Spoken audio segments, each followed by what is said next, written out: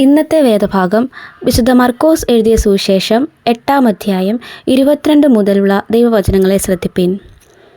അവർ ബേത്സയിദയിലെത്തിയപ്പോൾ ഒരു കുരുടനെ അവൻ്റെ അടുക്കൽ കൊണ്ടുവന്ന് അവനെ തൊടയണമെന്ന് അപേക്ഷിച്ചു.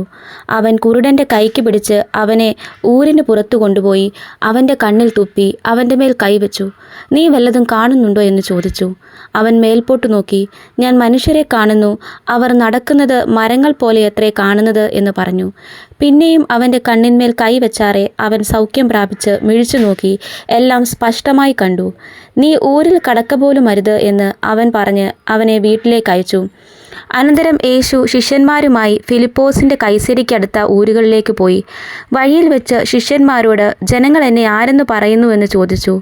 യോഹന്നാൻ സ്നാപകനെന്ന് ചിലർ, ഏലിയാവെന്ന് ചിലർ, പ്രവാചകന്മാരിൽ ഒരുത്തനെന്ന് മറ്റു ചിലരെന്ന് അവർ ഉത്തരം പറഞ്ഞു. അവൻ അവരോട്, എന്നാൽ നിങ്ങൾ എന്നെ ആരെന്ന് പറയുന്നുവെന്ന് ചോദിച്ചതിന്, നീ ക്രിസ്തു ആകുന്നു എന്ന് പത്രോസ് ഉത്തരം പറഞ്ഞു. പിന്നെ തന്നെക്കുറിച്ച് ആരോടും പറയരുതെന്ന് അവൻ അവരോട് ഖണ്ഡിതമായി പറഞ്ഞു. മനുഷ്യപുത്രൻ പലതും സഹിക്കുകയും മൂപ്പന്മാരും മഹാപുരോഹിതന്മാരും ശാസ്ത്രിമാരും അവനെ തള്ളിക്കളഞ്ഞ് കൊല്ലുകയും 3 നാൾ കഴിഞ്ഞിട്ട് അവൻ ഉയർത്തെഴുന്നേൽക്കുകയും വേണമെന്ന് അവരെ ഉപദേശിച്ചു തുടങ്ങി. അവൻ ഈ വാക്ക് തുറന്നു പറഞ്ഞു. അപ്പോൾ പത്രോസ് അവനെ വേറിട്ട് കൊണ്ടുപോയി ശാസിച്ചു തുടങ്ങി. അവനോ തിരിഞ്ഞു നോക്കി ശിഷ്യന്മാരെ കണ്ടിട്ട് പത്രോസിനെ ശാസിച്ചു. സാത്താനെ, എന്നെ വിട്ടുപോ, നീ ദൈവത്തിൻ്റേതല്ല മനുഷ്യരുടേതത്രേ കരുതുന്നത് എന്ന് പറഞ്ഞു. പിന്നെ അവൻ പുരുഷാരത്തെയും തൻ്റെ ശിഷ്യന്മാരെയും അരികെ വിളിച്ച് അവരോട് പറഞ്ഞത്, ഒരുവൻ എന്നെ അനുഗമിപ്പാൻ ഇച്ഛിച്ചാൽ അവൻ തന്നെത്താൻ ത്യജിച്ച് തൻ്റെ ക്രൂശ് എടുത്തുകൊണ്ട് എന്നെ അനുഗമിക്കട്ടെ. ആരെങ്കിലും തൻ്റെ ജീവനെ രക്ഷിപ്പാൻ ഇച്ഛിച്ചാൽ അതിനെ കളയും.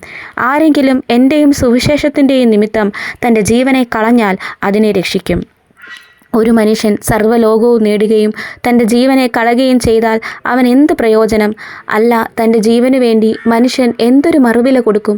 വ്യഭിചാരവും പാപവുമുള്ള ഈ തലമുറയിൽ ആരെങ്കിലും എന്നെയും എൻ്റെ വചനങ്ങളെയും കുറിച്ച് നാണിച്ചാൽ അവനെക്കുറിച്ച് മനുഷ്യപുത്രനും തൻ്റെ പിതാവിൻ്റെ തേജസ്സിൽ വിശുദ്ധ ദൂതന്മാരുമായി വരുമ്പോൾ നാണിക്കും. ഈ വചനങ്ങളാൽ ദൈവം നമ്മെ ഏവരെയും അനുഗ്രഹിക്കട്ടെ.